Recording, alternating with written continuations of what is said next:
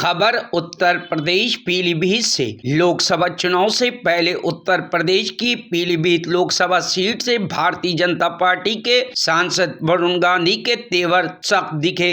इस बात की चर्चा तो पहले से ही होती रही कि 2024 के चुनाव में क्या बीजेपी वरुण गांधी को टिकट देगी। अब ये सवाल और भी गहरा गए हैं। 2 दिन के दौरे पर अपने संसदीय क्षेत्र पहुंचे वरुण ने अपनी पार्टी के नारों, सरकारी योजनाओं की स्थिति और भ्रष्टाचार, बेरोजगारी को लेकर सवाल उठाए हैं। वरुण गांधी ने कहा है कि जो लोग लोन नहीं जमा कर पाएंगे उनकी संपत्ति की कुर्की होगी, उनकी संपत्ति नीलाम होगी। अब मैं पूछना चाहता हूं कि इसका इलाज क्या है? केवल नारा। वरुण ने आगे कहा कि जय श्री राम, भारत माता की जय, इससे हो जाएगा काम। उन्होंने आगे ये भी कहा कि मैं भारत माता को अपनी मां मानता हूं, मैं हनुमान जी का भक्त हूं, भगवान राम को अपना इष्ट मानता हूं। बीजेपी सांसद ने कहा कि लेकिन मैं आपसे एक बात पूछना चाहता हूं, आज जो बुनियादी समस्याएं हैं उससे हर व्यक्ति ग्रसित है। उन्होंने कहा क्या उसका हल नारों से होगा या नीतिगत सुधार से होगा? सिलेंडर को फिर से भर नहीं पाए, ये स्थिति है। एलपीजी जो सिलेंडर दिए गए थे, रसोई गैस के, उज्ज्वला योजना, 7 करोड़ लोग एक, हाँ जी, हाँ, 7 करोड़ 1100 का सिलेंडर क्या करे आदमी? क्या आपको पता है आज 90% सरकारी नौकरी आज जो लग रही है वो संविदा पे लग रही है। संविदा मतलब जब चाहे रख लिया, जब चाहे फेंक दिया। अब मैं एक बात पूछना चाहता हूं, 1 करोड़ सरकारी पद इस समय खाली है। 1 करोड़ सरकारी पद खाली है इस समय। ये मेरा आंकड़ा नहीं है, सरकार का आंकड़ा है। 1 करोड़ सरकारी पद खाली है। क्यों खाली है भाई?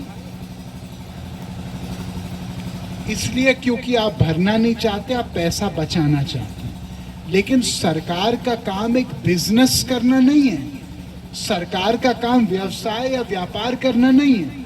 सरकार का काम है जो लोग अपने से खड़े नहीं हो पा रहे उनको दोनों हाथ पकड़ के अपने कंधों पे रखना। यही तो सरकार का मतलब है। मैं एक बात पूछना चाहता हूं, वरुण गांधी ने एक संसद में लड़ाई लड़ी, एक बिल लाए जिसका नाम है भरोसा भारतीय रोजगार संहिता, जिसने कहा ये 1 करोड़ नौकरी की भरपाई तो करिए।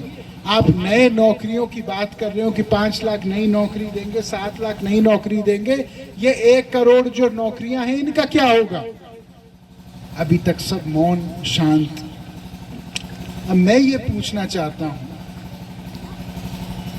कि ये क्यों किया जा रहा है। मैं आपको बताता हूं वास्तविकता क्या है कि जो पैसे बचेंगे वो फिर चुनाव में आटा, दाल और चना बांटने में खर्च किए जाएंगे। ये सच्चाई की बात है।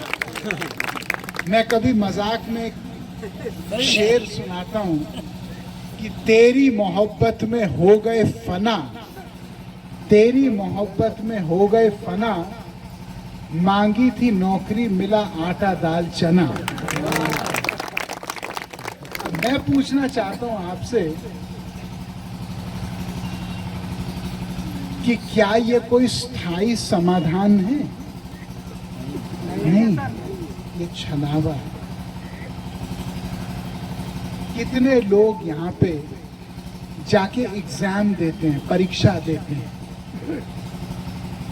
आप कोई भी उत्तर प्रदेश का एग्जाम देख लें, एक भी एग्जाम, यूपी पुलिस का, UP PCL, PET, UP TET, BEd, NEET, UP SSC, क्या आपको पता है जिन एग्जाम के नाम मेरे दिए पिछले 3 साल में इनमें से एक भी एग्जाम नहीं है जो 5 बार जिसके पेपर आउट ना हुए हों, जिसको लीक ना किया गया हो। मुझे एक बात बताइए, जो नौजवान इलाहाबाद, लखनऊ, कानपुर, बात बताता हूँ, मैं हर गांव में जाता हूँ, लोग क्या कहते हैं मुझे, हर गांव में लोग मुझे कहते हैं साहब बीमार हैं और अपने इलाज में हम लोग टूट गए। ये हर गांव में, हर घर की कहानी है। अगर एक व्यक्ति गंभीर रूप से बीमार होता है तो पूरे परिवार के जो बचत है वो नष्ट हो जाती है। क्या मैं सही कह रहा हूं कि मैं गलत कह रहा हूं? अब जब कोई आम आदमी अस्पताल जाता है और आम आदमी सरकारी अस्पताल जाता है, किस उम्मीद के साथ जाता है कि उसका इलाज अच्छे से होगा, लेकिन 95% आदमी को एक ही बात सुननी पड़ती है कि राम मूर्ति चले जाओ, यहाँ चले जाओ, वहाँ चले जाओ, रिफर कर दो, संजय गांधी पीजीआई चले जाओ, ऑल इंडिया मेडिकल चले जाओ, यही कहते हैं ना डॉक्टर। और एक बात मैं पूछना चाहता हूँ, आज बड़ी कठोर बात है, ये सरकारी अस्पताल बने क्यों? क्या ये धर्मशाला है? इनकी कोई हैसियत नहीं किसी आदमी को ठीक करने के लिए कि कोई भी गरीब आदमी जाएगा, बस यही है कि एक बार देख लिया, सांस चेक कर ली, ये चेक कर लिया, तुरंत कर लिया, आप वहां चले जाओ। मैं आज पूछना चाहता हूं, माफ करिएगा, क्या ये लोग पैसे लेते हैं निजी अस्पतालों से? फिर अब एक बात मैं पूछना चाह रहा हूं, अगर वरुण गांधी के पैसे और आपके पैसे, टैक्स के पैसे, जब आप कपड़ा खरीदते हो तो आप टैक्स देते हो, जब आप गुटखा खरीदते हो आप टैक्स देते हो, जब आप मिठाई खरीदते हो तो आप टैक्स देते हो, जब आप कलम खरीदते हो तो आप टैक्स देते हो। क्या मैं सही कह रहा हूँ, मैं गलत कह रहा हूँ?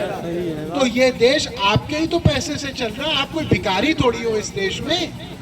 आप जितना खर्च कर रहे हो, आप सरकार को उसमें से दे रहे हो एक हिस्सा। क्या सरकार का जिम्मा नहीं है कि जब आदमी टूट जाए पूरे तरह शरीर से तो उसका ख्याल रखा जाए? और एक बात मैं पूछना चाह रहा हूं, ये निजी अस्पतालों में आदमी 15 दिन 20 दिन अपने परिवार के एक व्यक्ति को रखता है, टूट जाता है पूरे परिवार, खून के आंसू रोता है कि साहब ये बचेंगे तो ना बचेंगे, हम तो कतई नहीं बचेंगे। इसके बाद क्या करें आप? अपने परिवार से 10-10, 20-20 हजार रुपए लेके जा रहा है एग्जाम में केवल बैठने के लिए। जब वो पेपर आउट होता है, क्या वो नौजवान का फ्यूचर खराब होता है कि नहीं होता? उसका भविष्य खराब नहीं होता? तो क्या इस पे हम भी शांत रहें? मेरे अपनों, मैं एक वादा आपको देता हूं। आपको पता है वरुण गांधी ईमानदार आदमी है। मैं बाकी की तरह किसी का खून चूसने के लिए राजनीति में नहीं आया, और मैं इतना आपको बोलता हूं कि मेरी लड़ाई कोई निजी लड़ाई नहीं है। मेरी लड़ाई आपके बच्चों की लड़ाई है। मेरी लड़ाई आपके स्वाभिमान की लड़ाई है, क्योंकि स्वाभिमान केवल एक नारा नहीं है, स्वाभिमान एक इज्जत के जीवन से जुड़ा हुआ एक वास्तविकता है। और जब तक वरुण गांधी है आपके सामने, तब तक मैं ये सब प्रश्न उठाते रहूंगा। किसी को बुरा लगे, ये मेरा उद्देश्य नहीं है, लेकिन वास्तविकता देश के सामने रखनी पड़ेगी। मैं आम आदमी को उस मिट्टी की तरह होने नहीं दूंगा कि वो फूंक मार दी और वो उड़ गया वहां से। मैं वो नहीं होने दूंगा। एक आखिरी मैं कहानी बताना चाहता हूं, मेरी बात ध्यान से सुनो। इसकी बात मैं कर रहा हूं। 1,45,000 करोड़ लोन इस समय केवल इसलिए है कि स्वास्थ्य पे अपने परिवार की रक्षा करनी है, उनका इलाज कराना है। 1,45,000 करोड़। अब मैं एक बात पूछना चाहता हूँ, ये 1,45,000 करोड़ में जो लोग नहीं दे पाएंगे, और बहुत सारे लोग हैं जो डिफॉल्टर बन जाएंगे, बकायेदार बन जाएंगे, क्योंकि उनके पास पैसे ही नहीं है, कहां से देंगे? अब मैं ये बात आपसे पूछना चाहता हूं कि क्या होगा उनके लिए? उनके घर की कुर्की होगी, उनका अपमान होगा, उनके संपत्ति की नीलामी होगी। क्या मैं सही कह रहा हूं, मैं गलत कह रहा हूं? अब मैं पूछना चाह रहा हूं, तो क्या इसका इलाज क्या होगा? केवल नारा देके होगा, जय श्री राम, भारत माता की जय, हो गया सब काम? मैं भारत माता को अपनी मां मानता हूं, और मैं हनुमान जी का भक्त हूँ, मैं भगवान राम को अपना इष्ट मानता हूँ। लेकिन मैं आपसे एक बात पूछना चाहता हूँ, आज जो बुनियादी समस्याएं हैं, जो बुनियादी समस्याएं से हर व्यक्ति ग्रसित है, क्या उनका हल नारे से केवल होगा या उनका हल नीतिगत सुधार से होगा? क्या मैं सही कह रहा हूं कि मैं गलत कह रहा हूं? सब हाथ उठे हुए हैं, सबके, सब समझ रहे हैं। आज मैं एक बात पूछना चाहता हूं आपसे। हर नौकरी आज संविदा पे दी जा रही है, हर नई नौकरी संविदा पे। यहाँ संविदा कर्मी मेरे बैठे हैं, आशा बहू, आंगनवाड़ी, शिक्षा मित्र, सब खून के आंसू रो रहे हैं। सालों से उनका मानदेय नहीं बढ़ा, सालों से उनका स्थायीकरण नहीं हुआ। काम पूरा लिया जाता है, मान सम्मान स्थायित्व तो कुछ है नहीं। जब अग्निवीर योजना आई, वरुण गांधी ने खुल्लम खुल्ला उसका विरोध किया। क्यों किया? मैं एक बात आपसे पूछना चाहता हूं, अगर आपके सब गांव में से कोई लड़का सैनिक बन के जाता है और देश की रक्षा सरहद पे करता है, क्या पूरे क्षेत्र के लिए गौरव की बात है कि नहीं है? अगर, और अग्निवीर में क्या है कि 40% लोगों को 5 साल के बाद निकाला जाएगा। अब मैं ये बात पूछना चाहता हूं आपसे, जब वो लड़का 4 साल के बाद निकाला जाएगा, वापस आएगा और वो आर्मी के वर्दी पहन के आएगा और वो स्कूल में बर्तन मांजेगा, नाली साफ करेगा, तो क्या ये पूरे सेना का अपमान है कि नहीं है? क्या ये सेना के मनोबल पे ये असर पड़ेगा कि नहीं पड़ेगा? बाकी लोग नहीं कहेंगे हम मरने के लिए यहाँ अपने परिवार से दूर 1,000 किलोमीटर क्यों खड़े हैं यहाँ पे, हमको भी निकाल के बर्तन मंजवाओगे? देश चलाना कोई मजाक नहीं है, संवेदनशील और गहरा काम है। वरुण गांधी राजनीति में नहीं आया है अपने नाम के लिए। वरुण गांधी राजनीति में आया है कि आम आदमी का हिस्सा जो छीना जा रहा है, आम आदमी के लिए जो आदमी आज नहीं बोल रहा, मौन बन गए सब नेता, मौनी बाबा, मौनी बाबा बन गए, मीठा बोलो भैया आगे चलो। वरुण गांधी मीठा नहीं, सच्ची बात बोलना चाहता है, असली बात बोलना चाहता है। स्टार्टअप इंडिया की बात करते हैं कि अरे बहुत सारे कंपनी शुरू होंगे, सरकार पैसा देगी। 1 लाख जो स्टार्टअप एम्प्लॉई हैं, जोमेटो वाले, ये पेपर फ्राई वाले, जो छोटी छोटी कंपनीज हैं जो कर रहे हैं, 1 लाख लोग हटाए गए हैं पिछले 1 साल में। क्यों? क्योंकि पहले तो ये बहुत सारे लोगों को लेते हैं कि बिजनेस बहुत बढ़ जाएगा, उसके बाद जब बढ़ता नहीं है तो फिर निकालने लगते हैं ऐसे। क्या होगा उन बच्चों का, उन लड़कों का, उन बच्चियों का? क्या आप जानते हो कि इस समय पिछले 7 साल में हर साल वास्तविक वेतन, जिसको इकोनॉमिक्स में रियल वेजेस कहते हैं, वास्तविक वेतन हर साल 7 साल में 1% हर साल बढ़ा है। वास्तविक वेतन 1% हर वर्ष बढ़ा है। चलिए, तो 7% बढ़ गया 7 साल में। अब उन्हीं 7 साल में केरोसिन के दाम 250% बढ़ गए हैं। उन्हीं 7 साल में दूध के दाम 50% बढ़ गए हैं। उन्हीं 7 साल में बैंगन के दाम 56% बढ़ गए हैं। उन्हीं 7 साल में प्याज के दाम 70% बढ़ गए। तो मैं ये पूछना चाह रहा हूं, अगर वास्तविक वेतन एक कर्मचारी का, एक छोटे व्यापारी का, एक किसान का, एक मजदूर का, एक जॉब करने वाले लड़के का 10% भी 7 साल में बढ़ गया है और महंगाई 50% बढ़ गई है, तो फिर लगभग आधा पैसा जो जेब में था वो तो वैसे ही निकल गया, छट गया। आप लोग समझ रहे हैं मेरी बात को? नहीं समझ रहे? जो समझ रहे हैं थोड़ा हाथ उठाएं कि समझ रहे हैं। ठीक है, मुझे अच्छा लग रहा है कि मैं भी आपके लिए ही बोल रहा हूँ, मुझे तो पता होना चाहिए। नहीं है और जब वो पढ़ाता है और 10-15 लाख रुपए 20 लाख रुपए खर्च करता है और उसके बाद वो बच्चा बेरोजगार होता है, तो क्या परिवार के ऊपर 5 गुना बोझ बढ़ता है कि नहीं बढ़ता है? क्या मनोवैज्ञानिक बोझ बढ़ता है कि नहीं बढ़ता है? इसका तोड़ क्या है? नया रोजगार कहां पैदा हो रहा है? स्थायी रोजगार स्थायी नहीं रह रहा। क्यों? क्योंकि सारा नया रोजगार संविदा पे है, कॉन्ट्रैक्ट पे। अब संविदा के साथ दिक्कत क्या है? संविदा के साथ दिक्कत, आज ये पुलिस वाले हमारे पीछे साथ हैं, ये क्यों सुरक्षित हैं?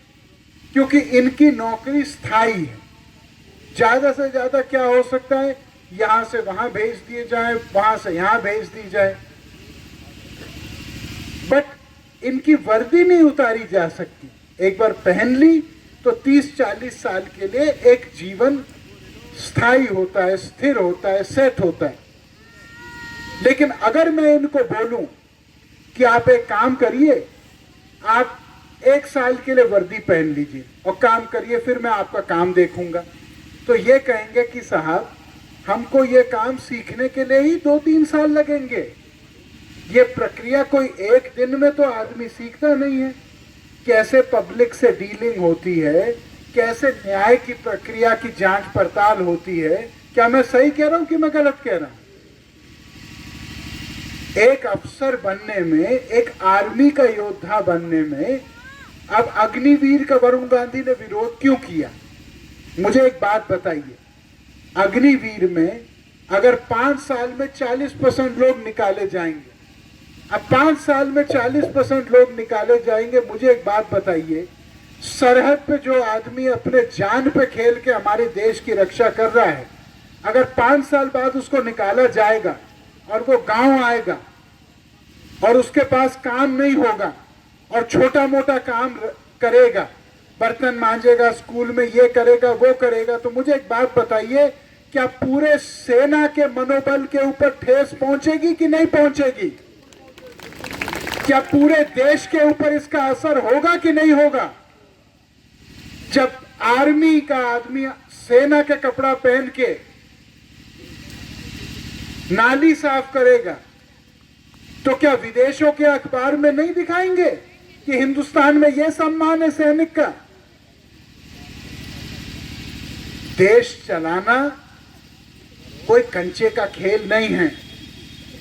देश संवेदनशीलता से, गंभीरता से और गहराई से चलाया जाता है और हर एक निर्णय का 1000 बार सोच के, उसके हर पहलू पे सोच के बनाया जाता है।